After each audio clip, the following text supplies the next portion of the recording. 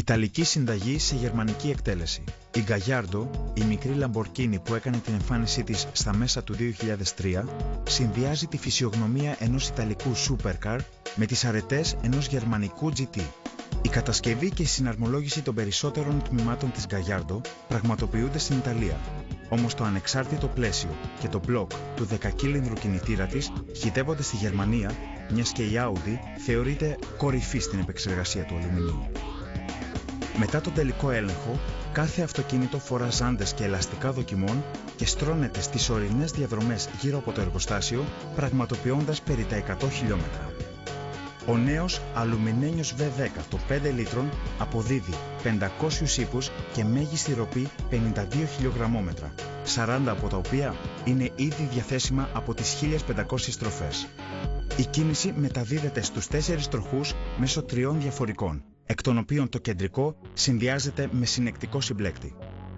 Το εξατάχυτο κυβότιο ταχυτήτων διατίθεται είτε σε χειροκίνητη έκδοση, είτε ως ημιαυτόματο σηριακού τύπου. Η Gallardo εκτοξεύεται φτάνοντας από στάση τα 100 χιλιόμετρα την ώρα μέσα σε 4,4 δευτερόλεπτα, ενώ η τελική ταχύτητα του αυτοκινήτου αγγίζει τα 310 χιλιόμετρα την ώρα. Όμως δεν είναι οι επιδόσεις που εντυπωσιάζουν, αλλά ο φιλικός χαρακτήρας του αυτοκινήτου και η ποιότητα κατασκευής που αντίστοιχη δεν έχει υπάρξει ξανά σε ιταλικό υπεραυτοκίνητο.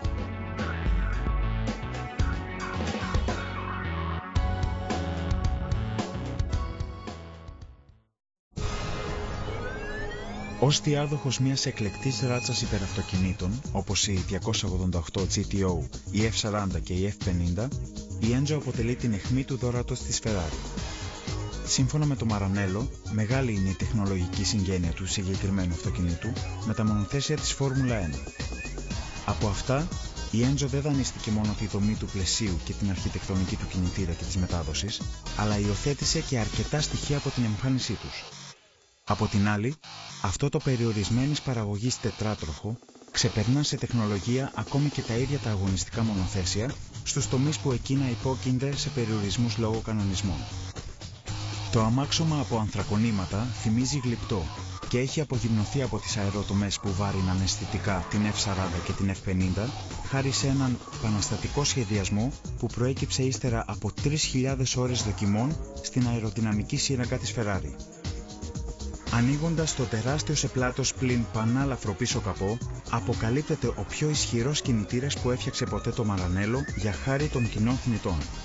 Ο V12 είναι σύμφωνα με τη Ferrari σχεδιασμένος από λευκό χαρτί. Η αρχιτεκτονική του ωστόσο προδίδει ότι αποτελεί εξέλιξη του κινητήρα της F50, ο οποίος με τη σειρά του προερχόταν από τα μονοθέσια γενιάς 1991. Ο ατμοσφαιρικός κινητήρας έχει χωρητικότητα 5.998 κυβικά εκατοστά. Είναι εξ ολοκλήρου κατασκευασμένος από κράματα αλουμινίου, διαθέτει 4 συγκεντροφόρους επικεφαλής και 4 βαλβίδες ανακυλίνδρου. Με μέγιστη ισχύ 660 ύπους, η Enzo φτάνει τα 100 χιλιόμετρα ανά ώρα από στάση σε λιγότερο από 3,7 δευτερόλεπτα, ενώ η τελική της ταχύτητα ξεπερνά τα 350 χιλιόμετρα την ώρα.